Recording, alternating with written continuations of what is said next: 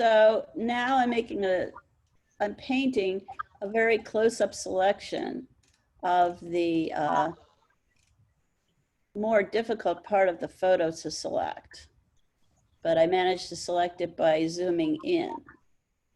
And I'm kind of doing it now. This is going to look more vibrant because actually the color is pretty garish. So you can keep painting and, you know, oops.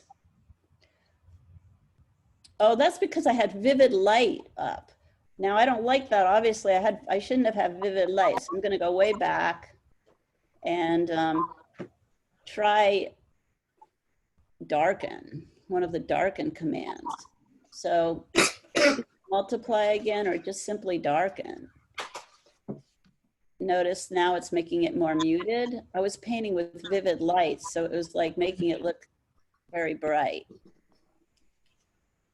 And I'm going to zoom out in a minute so you can see what this tiny group of sticks looks like.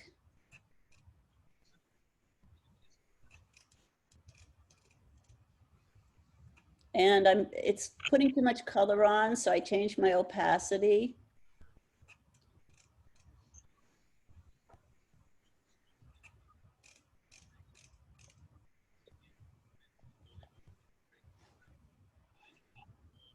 Then I noticed that actually down here, there's more red in it.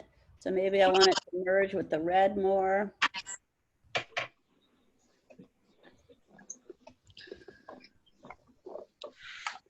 Go up in a minute and you can see what it looks like.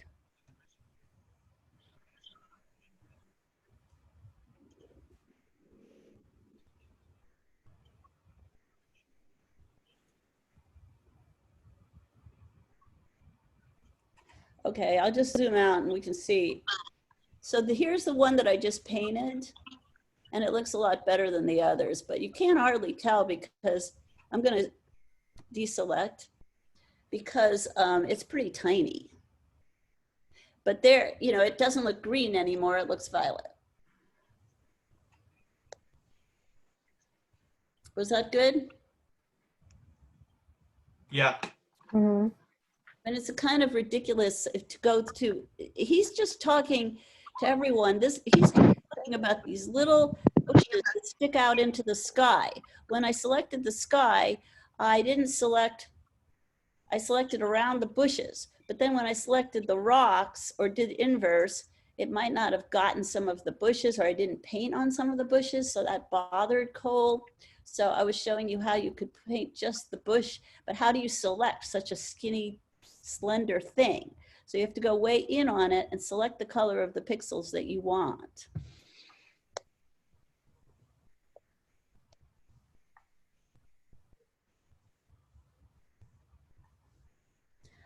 Now notice there's a little bit of the rock that didn't get painted too. So that would be something I might want to work on. But the bush looks better because now it has the color of the rocks in it. I mean, the colors of that late afternoon sky.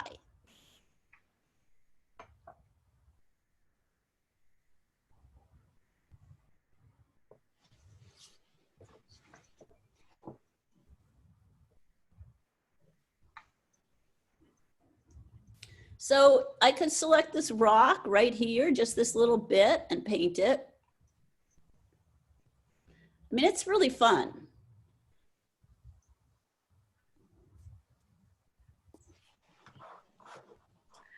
I actually wanted to find out more about how to do create paintbrushes, because I did a little bit of that on assignment 3, but it wasn't very good. I want to be able to do more detailed brushes so that I can use those to paint with. We're in Photoshop, so I'm going to be showing you brushes next time. Okay. So that is going to be, I also usually show videos, and I tried to get into lynda.com, which I have a subscription to through Art Center, and I could not do it this morning. It wouldn't let me in. It just kept asking me to put in different email address. I have 2 email addresses at Art Center. I couldn't do it. So I have to call the help desk to find out why my email isn't working anymore with lynda.com, because I have a whole list of really good videos that I show you on brushes, but I can show you too. You'll just have to have me as a teacher the whole time. I kind of like to vary it a little bit. So have some other videos in this class, but I was gonna do that next time. So we're gonna be, next time, brushes. It's on the syllabus also. Okay. I mean that I'm doing it. We're going by the syllabus.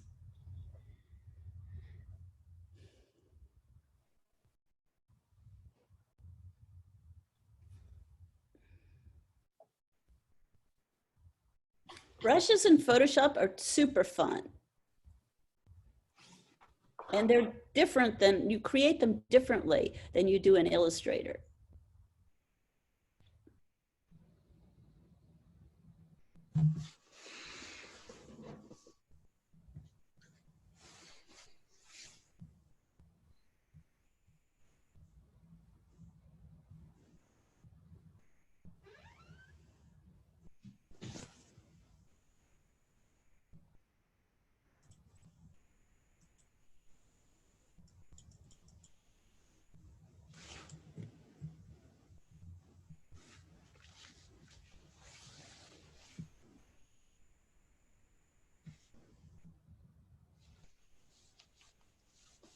This is great.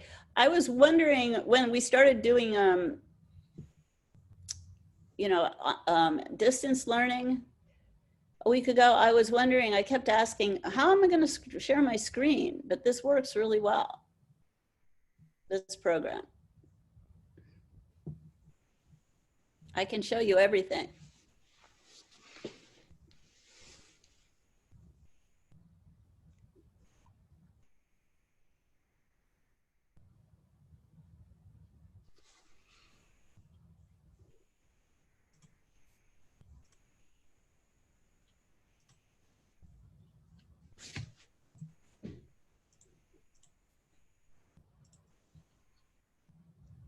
So we'll go for like another 10 minutes and then I'll summarize and we'll finish today. How do you do the rock part?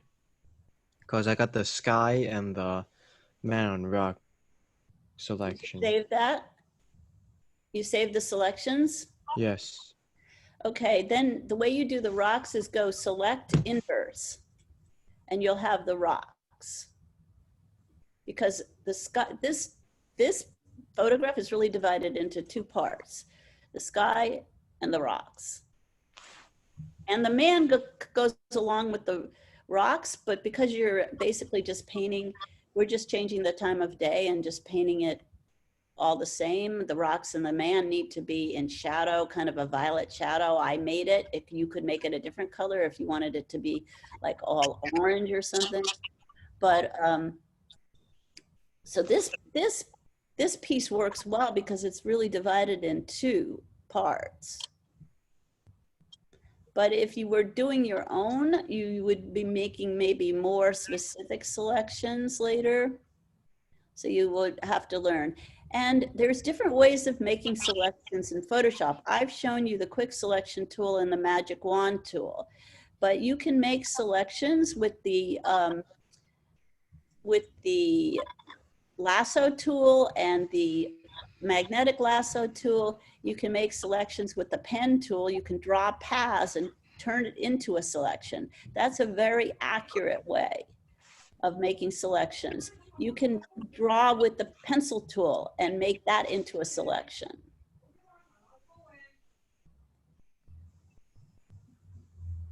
I'm gonna use the lasso tool on that rock.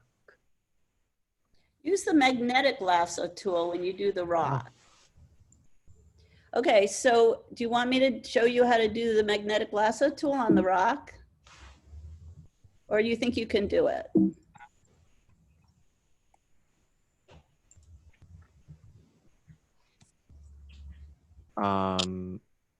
So yeah, here's the lasso tool. I'm going to go to the magnetic lasso tool, and then go down to the rock. Let me do another rock. I'll do this one right here, okay? Okay. So right here, I'm making a selection. So again, you have to go to the layers palette and make sure that you're on the layer that you want, where the pixels are of your selection. And then just literally draw with the lasso tool. The magnetic one works the best if you have an edge that's pretty clearly an edge. Notice it's sticking to the edge.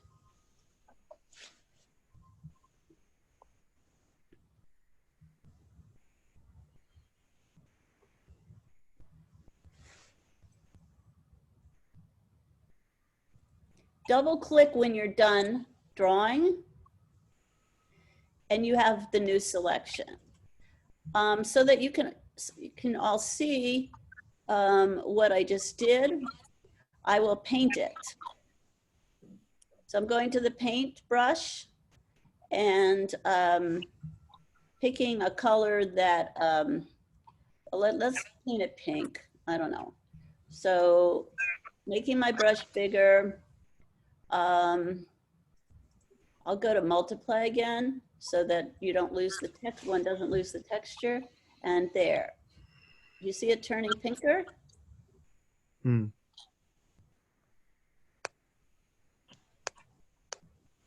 Yes? Yes, but how do So you? that one I made with the magnetic lasso tool. I just, for people who had never done this before, I didn't want to put in too many different ways of creating selections. You can also, just to show you, you can also, I'm going to deselect, Command D or Control D, and you can also make a selection, and you don't have to do this, but I'm just showing you, with something like the pen tool or one of the drawing tools. Here is a free form, and you can draw with that. I'll draw this rock.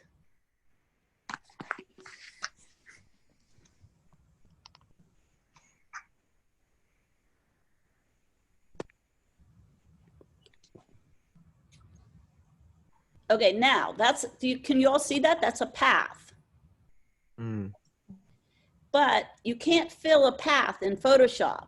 Paths mean nothing, they're vectors. So you can fill it with a solid color. You could fill it with a transparent color, maybe.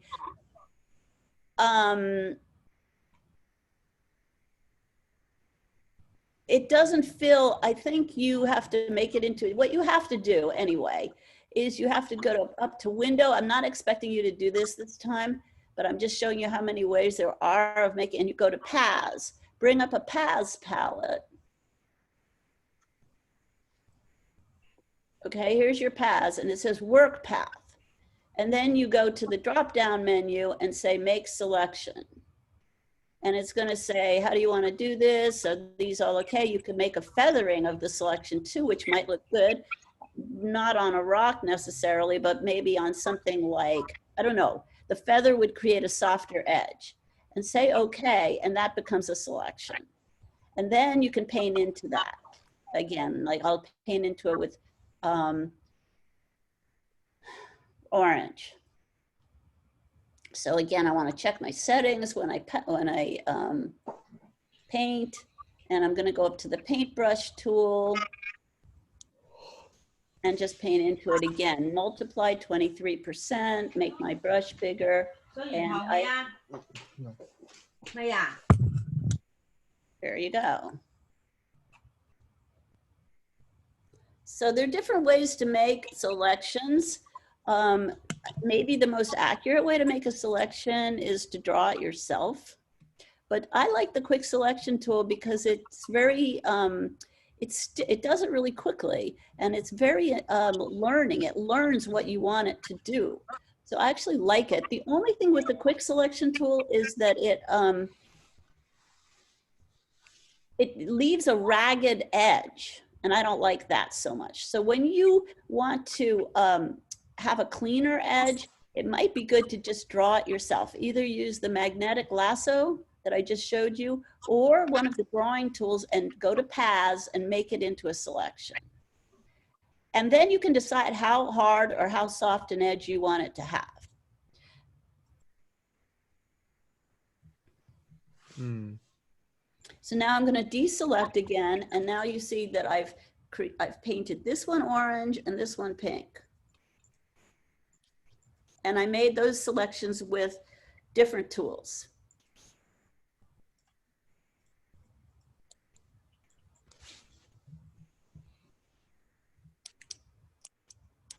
How I'm did going you to be showing you a lot of what Photoshop's capable of in terms of painting, and it's amazing. It basically, you can do almost anything in Photoshop.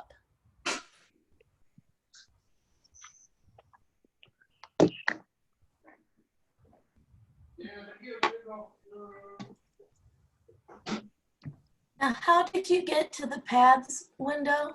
Was that under select? Under window, Under window. it's a palette. Okay.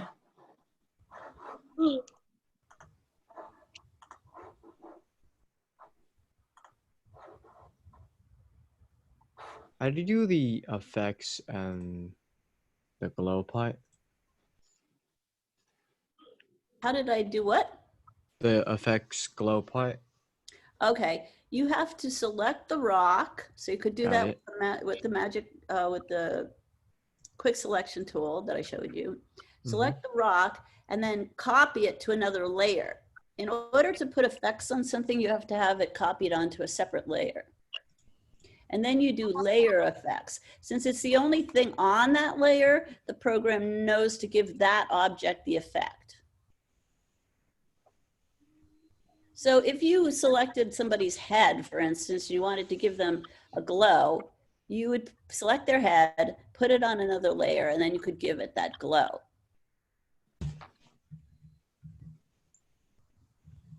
Okay, so I'll show you. If I turn off this layer and I just go to the layer that the object is on, which is the rock, notice that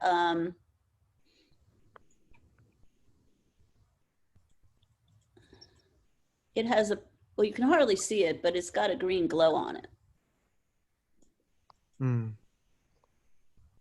I got that.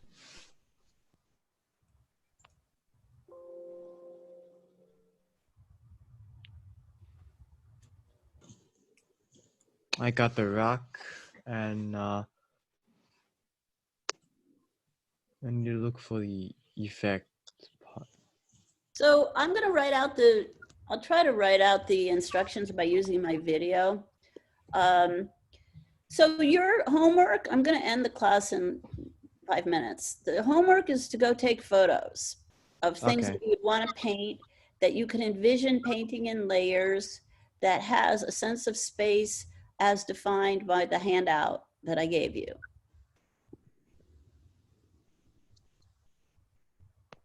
Those are the traditional ways on the two-dimensional picture plane that we read space.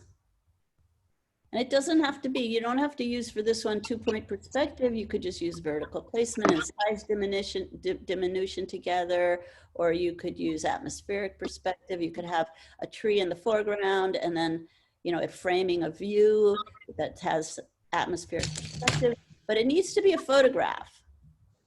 So you can still go outside and walk around. You could take some take some photos that have some of these things. And I want to see 3 of them by Monday. Okay. Hmm.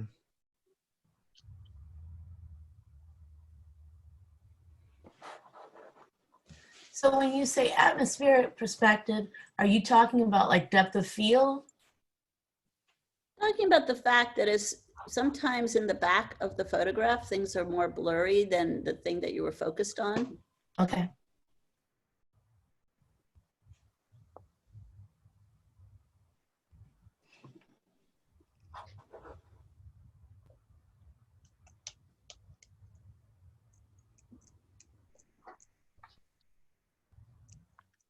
Well, I gotta go. So Yep, I know. And this class is supposed to go to 11:50. On Mondays, I put in 12 o'clock because I just didn't want, I'm going to basically make the meetings. I'll start at 8:45 and I'll open the meeting at 8:45 and at 9 o'clock we start. And then the class will go to, basically what we always did, 11:40. And then we'll talk about what you have to do for next time, and that's it. I mean, 11:50, which is what it is right now. That's what it's supposed to be, 11:50, and 12-ish we end. So, I mean, we're supposed to end at 12 on Wednesdays and 11:50 on Mondays. And so that's what we're doing. Okay. Okay. Great. Well, it was really nice seeing you all again. You too. See you I next got the time. glow part. I will write it out, Roland. Okay, it's fine. I just got Write it. the whole thing out and I'll give you the file too, so you can look at my file. If I save it as a Photoshop file, you can actually go in and look at the layers. Okay. So write me questions. I have your email addresses. So you can all write me to my jcon@pasadena.edu, but I will continue to send you all. I hope you're making sure that my emails are getting to you. And that's how I'm going to communicate with you. And announcements. So I'm going to put, when I send you the next invitation to Monday, I'll do it on Sunday. And I will put it in announcements also. So if anything doesn't work ever, I'm going to send you another meeting invitation. Just if something for some reason doesn't work and we can't get into a meeting, if Zoom doesn't work, I'll probably send you another invitation, like, right around the time of the class. So check your email.